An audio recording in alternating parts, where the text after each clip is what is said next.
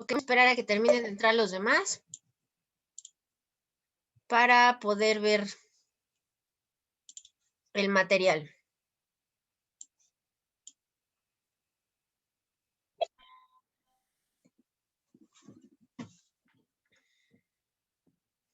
Me falta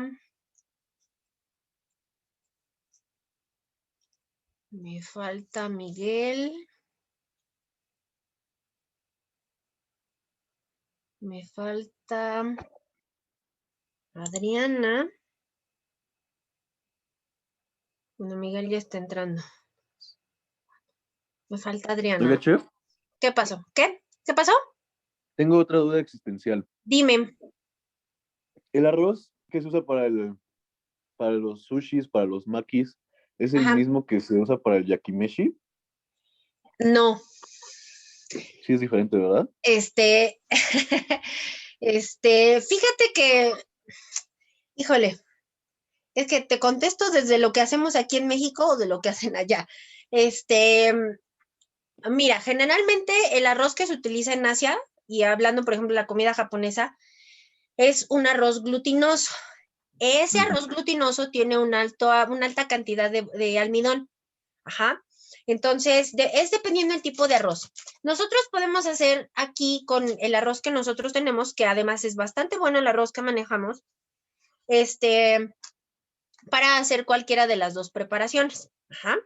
Entonces, generalmente el arroz que ellos utilizan allá tiene una cantidad tremenda y bárbara de almidón, porque lo tienen que lavar perfectamente bien antes de colocarlo a este proceso de vapor, ¿no? Antes de hacerlo al vapor.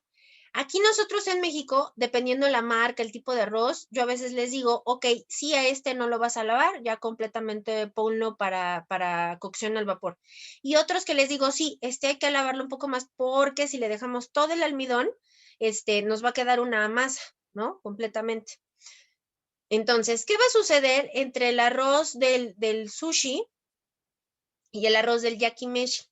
El detalle es que el arroz del sushi tiene que estar completamente fresco, es decir, recién hecho, y va a ir sazonado específicamente con ciertos ingredientes. Ajá.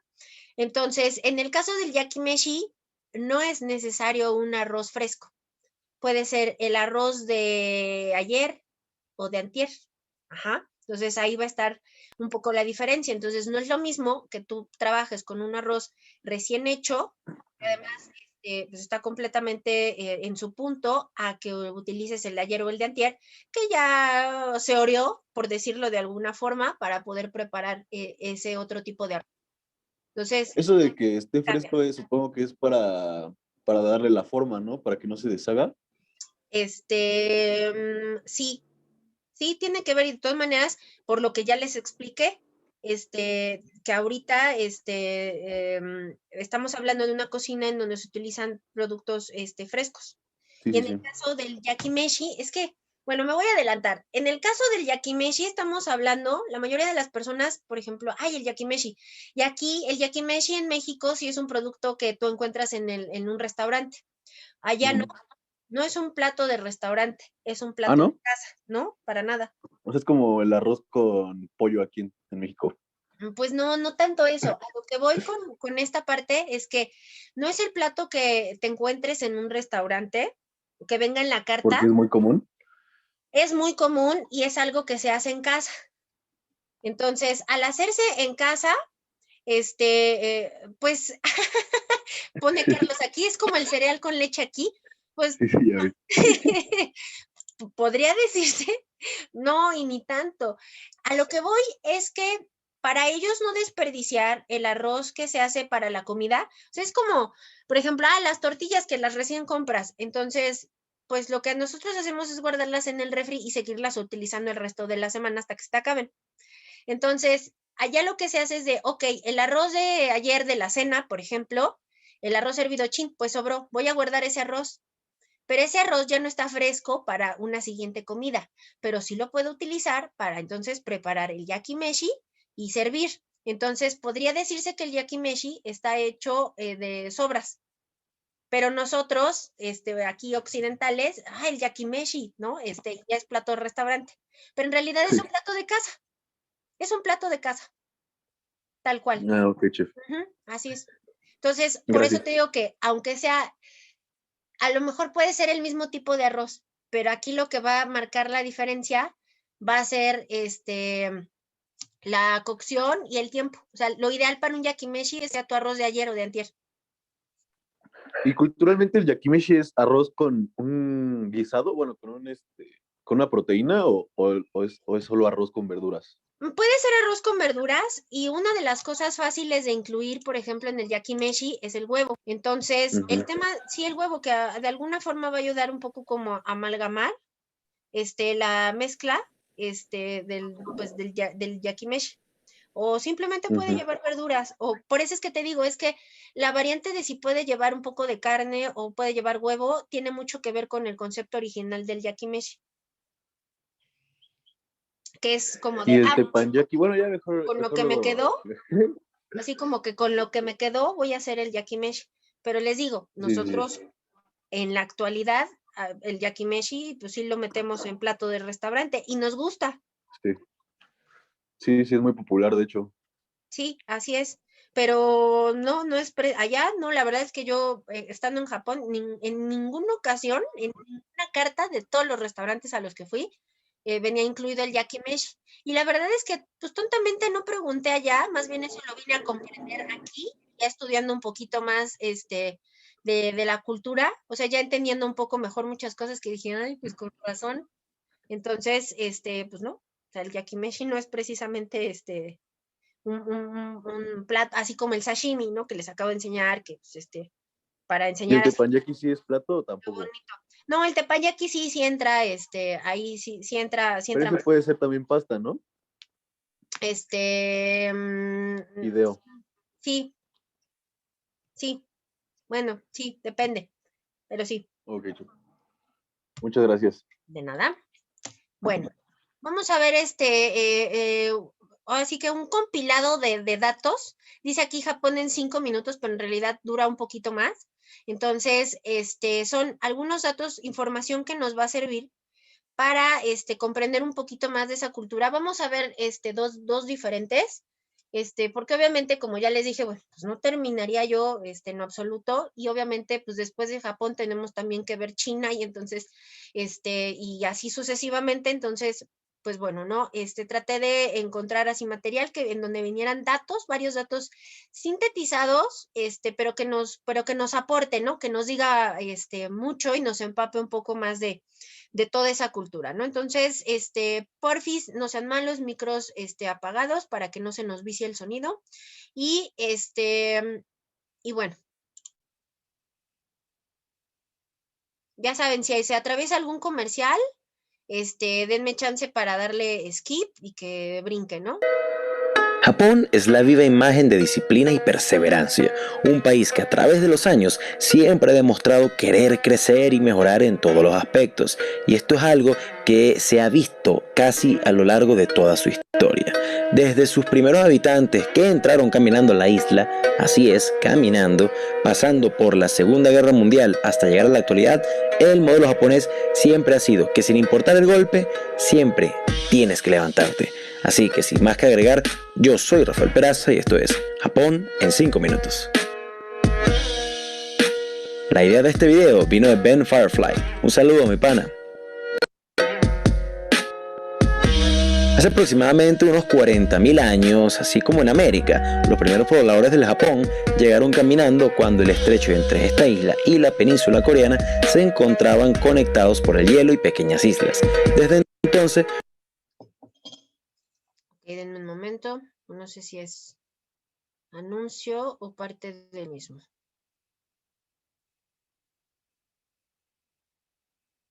Sí, anuncio, denme un momento para poderlo brincar.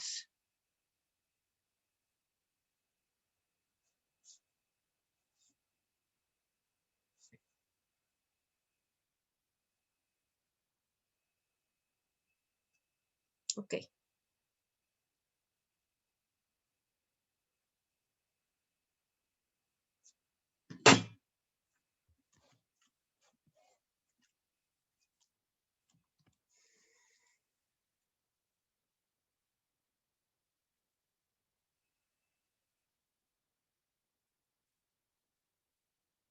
Aunque le voy a dar chance. Voy a hacer pase de lista rapidísimo en lo que se destraba un poquito y formamos rápidamente. Entonces voy a hacer pase de lista rapidísimo porque ya hasta ya van a dar las 11. Entonces, rapidísimo en lo que se compone este asunto. Franco. Presente. Cruz García. Presente. De los Santos Meléndez.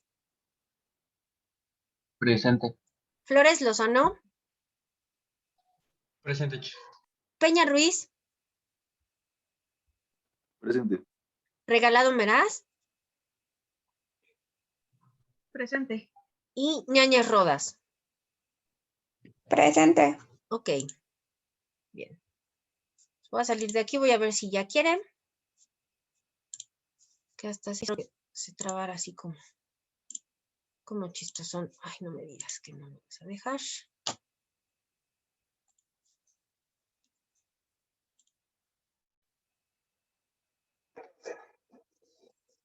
Ahora espérenme. Vamos a regresarle aquí. Ahora sí. De todas maneras, sí se nos atravesó un anuncio, pero con todo y eso. Vimos.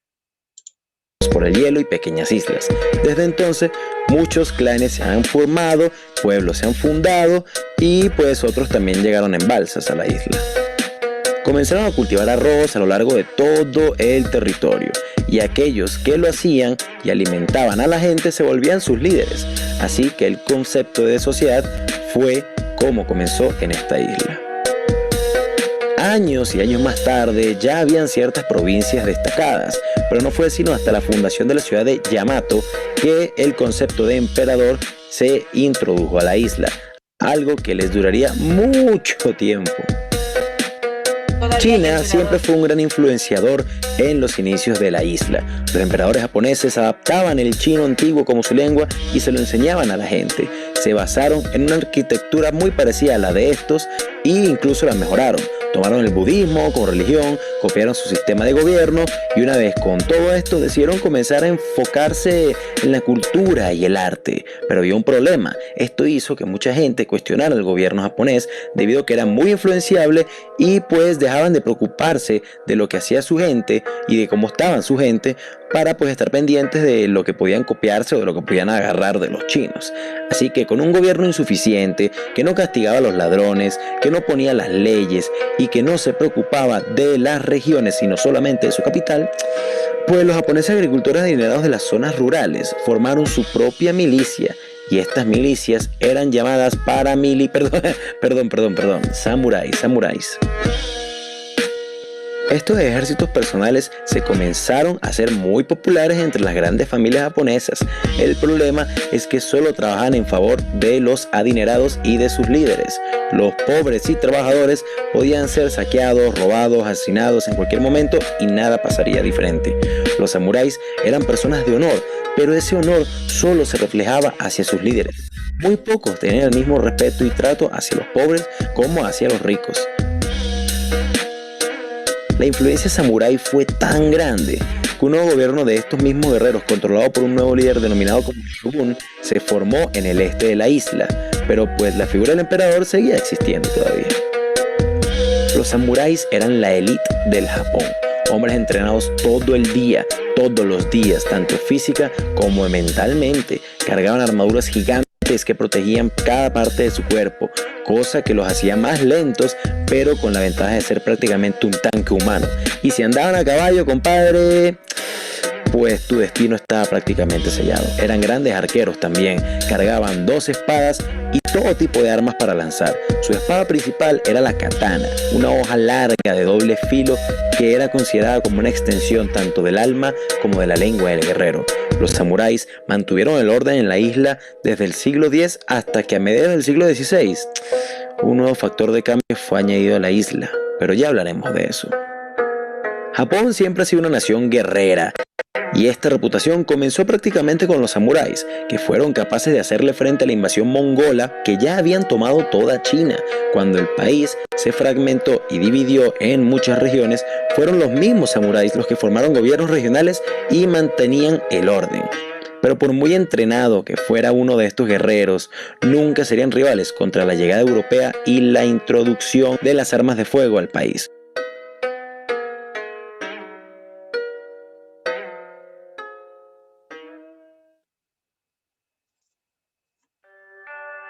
Un tiempo después, el concepto de samurái sucumbe contra el deseo de gobiernos locales de obtener el poder mediante las armas, y así el título de samurái se desvanece con el tiempo. Pero su entrenamiento y costumbres siempre prevalecerán. Para 1600, Japón por fin establece un gobierno unido en la isla bajo el mandato de la familia Tokugawa y que toman la decisión de que la capital del país fuera Tokio, aunque todavía no se llamaba Tokio. Este nuevo gobierno era muy, pero muy estricto. Pero gracias a esta disciplina, Japón comienza a construir esa cultura que conocemos hoy. Todo el mundo es educado, saben leer y escribir, la industria del país se dispara, la población crece, la economía funciona, hay mucha comida, las ciencias exactas son estudiadas y todo marcha perfectamente. Japón comienza a ser considerado como uno de los grandes del mundo. A mediados del siglo XIX, con la influencia británica, Japón comienza a reestructurar su gobierno, su constitución y mucho más para que el país se rigiera como lo hacían los británicos en su propia isla. En la Primera Guerra Mundial, Japón estuvo del lado de los británicos y al haber salido victoriosos, muchas islas y terrenos en Asia que eran de Alemania se le asignaron a la nación del Sol Saliente. Después de la Gran Guerra, el ejército japonés creció descomunalmente y decidieron seguir tomando territorios hasta que otras naciones comenzaron a hacerle frente. Inglaterra amenaza con dejar su alianza con el Japón si siguen tomando territorios a diestra y siniestra, y es por esto que una nueva alianza nace, la del Japón y Alemania. Pero ya sabemos cómo terminó esto. Japón ataca Pearl Harbor, Estados Unidos entra a la guerra y pues es el fin de Japón. Después de la Segunda Guerra Mundial, Japón lo había perdido todo. Sus territorios fuera de la isla, su flota, casi todo su ejército habían sufrido 2 ataques nucleares, no había gobierno estable, millones murieron. En resumen, la isla estaba destruida. Pero a pesar de esto, nunca dejaron de pelear, nunca dejaron de querer salir adelante. Y sin casi recursos, con un país destruido y con irónicamente apoyo de los Estados Unidos, la isla comenzó a recuperarse, a reconstruirse y a prosperar. Tecnología, industria, comercio y turismo hacen que la Japón de la actualidad sea uno de los países más desarrollados del mundo entero. El futuro se vería bastante brillante para aquellos que lo perdieron todo.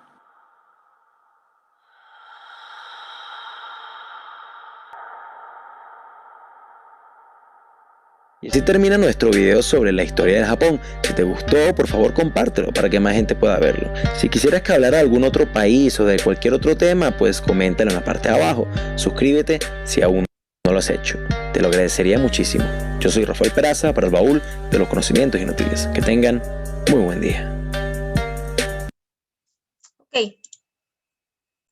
Bueno, como les decía, esto de una forma un tanto introductoria fue el resumen del resumen del resumen, pero que bueno, nos explica un poquito más de, ok, de qué va de Japón y todo esto, ¿no? Que también, bueno, parte de lo que es su historia y demás, y bueno, esto justamente que mencionan sobre China, lo seguimos viendo reflejado, en cuanto a influencias, lo seguimos viendo reflejado en algunos platos importantes y sobresalientes, por ejemplo, como es el caso del ramen, que vamos a ver más adelante también, en donde, bueno, China juega un papel muy importante, una influencia muy importante de un plato que, aunque tiene su origen chino, pero hoy es prácticamente considerado o está autenticado de alguna forma como un plato japonés. Déjenme regresar aquí a la presentación.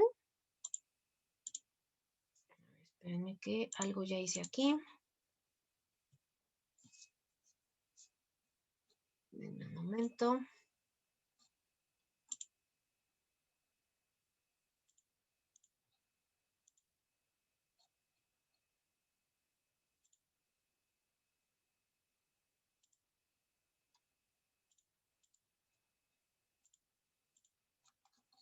Ok, permítanme un momento que por alguna razón tengo aquí como cortado esto.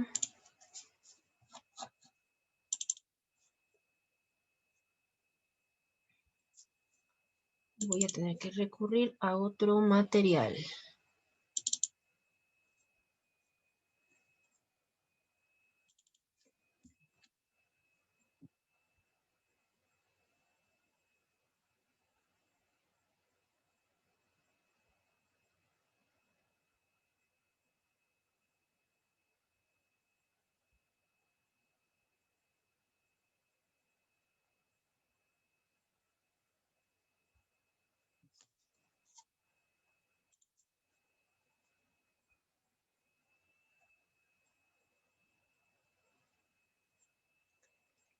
Un momento.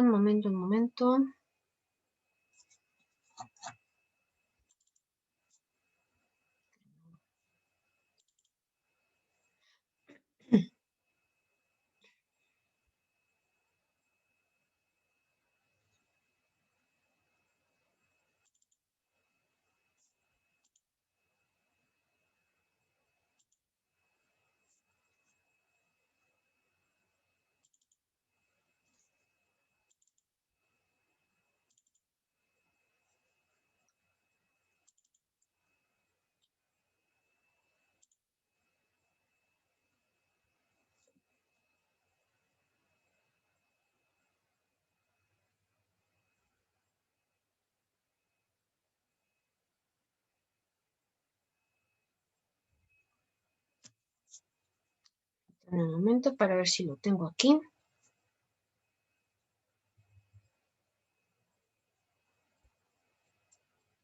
Sí y no. A ver, denme un segundo. Voy a tener que...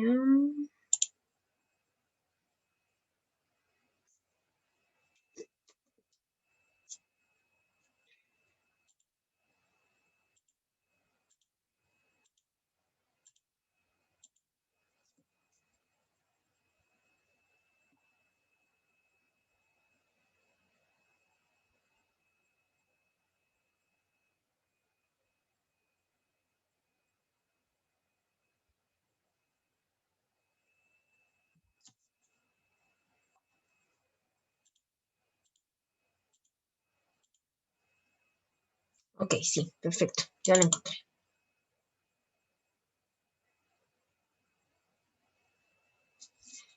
Ok, bien chicos, déjenme acomodarlo para poderles compartir y continuar.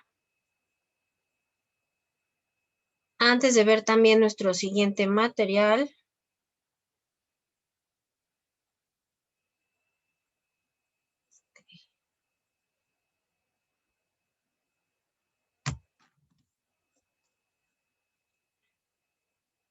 Ok. Y denme un momento.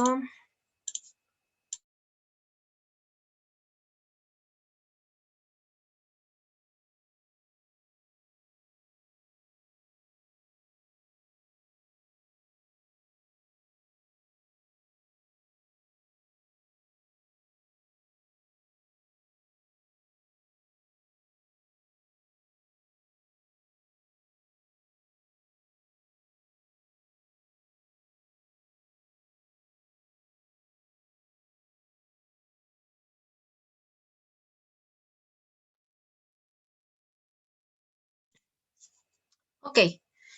Entonces, antes de seguir en esa parte, voy a... Espérenme que... Voy a empezarles a hablar un poquito de lo que es el menú tradicional japonés. ¿Ah? Obviamente hay otros puntos y generalidades que ver con respecto a Japón, pero bueno, es un tema bastante extenso, pero me voy a ir un poquito hacia esta parte de lo que tiene que ver con con el menú. Ahora denme un momento que una de sus maestros me está escribiendo.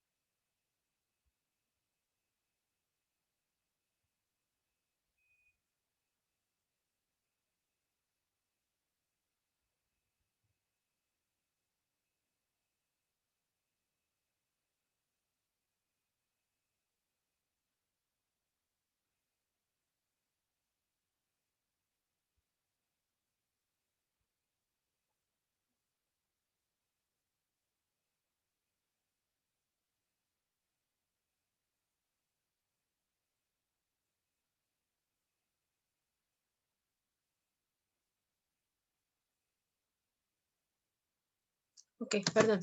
Bien, en esta parte los del menú tradicional en Japón. Parte, por ejemplo, cuando ustedes visitan un restaurante japonés completamente en Japón, algunos aquí sí también llevan, sí respetan más o menos esta línea de menú. Encontramos seccionados de esta forma, ¿no? O, esta parte de lo que es el menú. Aquí vamos a hablar como tal menú tradicional. Pudiera ser que en alguna carta de restaurante algunos no estén incluidos como tal al 100%. Entonces, bueno, nos habla aquí del kaiseki ryori, que en este caso, bueno, pues menú de comida ceremonial, que antiguamente se servía en los hogares de la clase alta de Japón, ¿no? Que les digo, más bien como que algo un poquito más en estatus alto, como eran los emperadores. Bueno, emperadores, sacerdotes, samuráis y señores feudales, que como ahorita ya pudimos ver en el material, pues bueno, o sea, los samuráis, realmente estamos hablando, estamos hablando con o sea, de gente que pues no cualquiera, realmente ellos iban un poco como que a lo que me pagues, pues yo. Entonces nos da una idea de cuánto podían incluso los propios samuráis en poder adquisitivo adquirir, ¿no? Entonces, bueno, a ver, permítame un momento.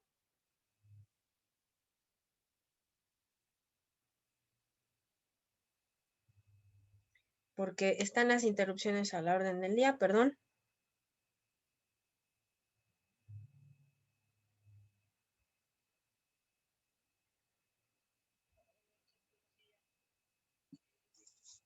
Perdón.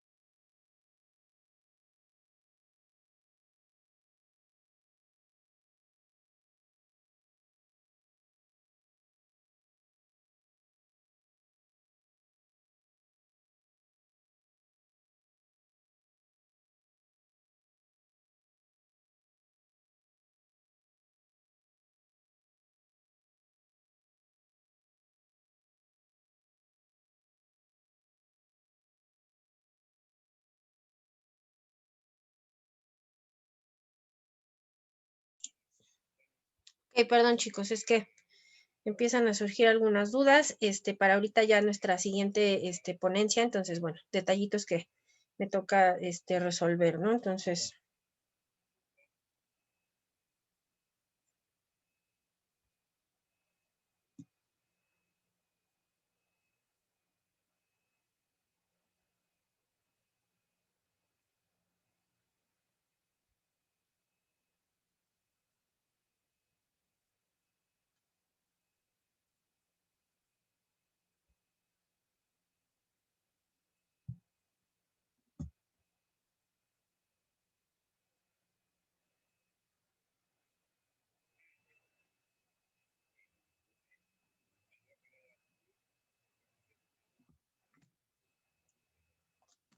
y bueno, entonces estábamos en esto, en la que, bueno, el tipo de menú, ¿no? En el que pues se sirve para determinadas personas. Puede sonar un poco elitista, sí, por supuesto, pero bueno, de alguna forma este tipo de menú ha evolucionado y de alguna forma se sigue respetando un poco esta clasificación de qué alimentos forman parte de qué, ¿no? De qué cosas, en cierto sentido, ¿no?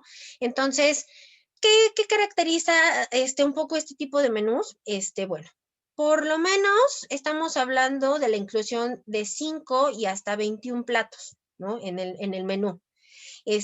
Obviamente eran repartidos más o menos en 3 o un poco más de tiempos. Una de las cosas que tenían que tener estos menús era diversidad en sabores, en presentaciones, colores, que vuelvo a insistir, y un poco lo que les mencionaba yo hace un ratito, ¿no?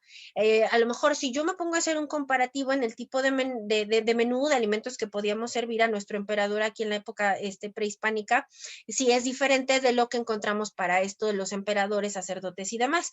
Entonces, si nos damos cuenta, parte de lo que yo ya les mencionaba en cuestión de características en los alimentos japoneses, pues bueno, es esta parte de las presentaciones, es esta parte de los colores. Y yo les mencionaba, esto también tiene mucho que ver con esta parte de la cocina imperial y tiene mucho que ver con esas exigencias. Además, no cualquiera podía ser acreedor a servir platos o comida para el emperador, ¿no? Entonces, pues bueno, otra de las cosas que también va a distinguir fundamentalmente a lo que es este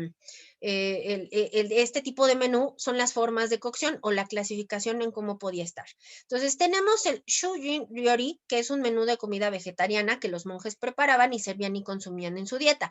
Entonces, cuando nosotros también hablamos de los monjes, estamos hablando de ciertas restricciones en cuanto a alimentación. Estamos hablando de cocinas sencillas y estamos hablando de cocina también con un alto porcentaje en cuestión de vegetales, ¿no? O sea, es decir, mayor restricción en ciertos componentes de la comida.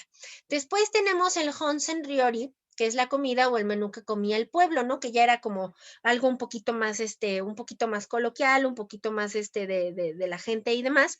Entonces, pues bueno, hay uno que es el Teishoku Ryori, que a un poco lo que se le puede decir es que pues es un poquito como el menú ya un poquito más lo equivalente a lo que nosotros, por ejemplo, aquí podríamos decir como comida corrida, ¿no? Es a lo mejor lo que sí te encuentras, porque sí los hay, ciertos tipos de establecimiento en lo que no es precisamente un restaurante, pero que sí puedes entrar, pedir ciertas comidas, incluso algunos establecimientos un poquito como en esta línea de comida rápida, manejan a veces este tipo de concepto del teishoku, porque es comida fácil de consumir, es a lo mejor lo que se pueden encontrar fácilmente en el aeropuerto, ¿no?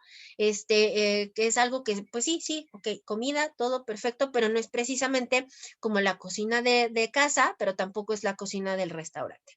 Tenemos el Cha Kaiseki Ryori, que es más bien un menú de bocadillos para tomar el té. Es este tipo de delicias, es este tipo de bocadillos tipo canapé que te pueden poner en el momento en el que llega la hora del servicio de té. Ahora, ojo, es diferente, bueno, diferente y no a la parte de lo del té de Londres, en donde, bueno, ya habíamos visto, o pudimos ver en Francesa que un poquito hay restaurantes bajo esta línea, este concepto, en donde, que si el sándwichito, que si un poquito por ahí el confite y todo esto que acompaña la parte del té. Obviamente aquí en un estilo también completamente diferente, obviamente hablando en cuestión de sabores, obviamente hablando en cuestión de presentación. Si nosotros vemos un poquito esta imagen que está aquí, se ve así como raro, ¿no? Como que vemos entre plantas y hojitas y cositas, entonces es apenas algunos detalles para acompañar la parte de lo que es el té. Ahora, un ejemplo del menú Kaiseki Ryori, por ejemplo, se compondría del sensai, que es la entrada, ¿no? El entremés. Después vendría la parte del suimono, que aquí es consomé o sopa clara. Clara, esto es muy importante, sopa o consomé claros. Después viene el Namamoto Tsukuri, ¿no? Que son platos crudos, es decir, platos con cosas crudas, ajá, es decir, que no tenemos un proceso de cocción. El Nimono Takiawase, que sería ya más bien algo cocido, también se consume en caldo, pero no lleva una misma cantidad de caldo como el suimono, lleva una cantidad menor, o sea, como que el producto resalta un poco más, pero lleva una cantidad de líquido considerable dentro de lo que es la preparación. Viene el yakimono, que sería el asado. Esto de los asados, no nos imaginemos como los asados que nosotros tenemos aquí, porque los asados que nosotros tenemos aquí son muy grandes, ¿no? O sea, nos imaginamos el gran asado.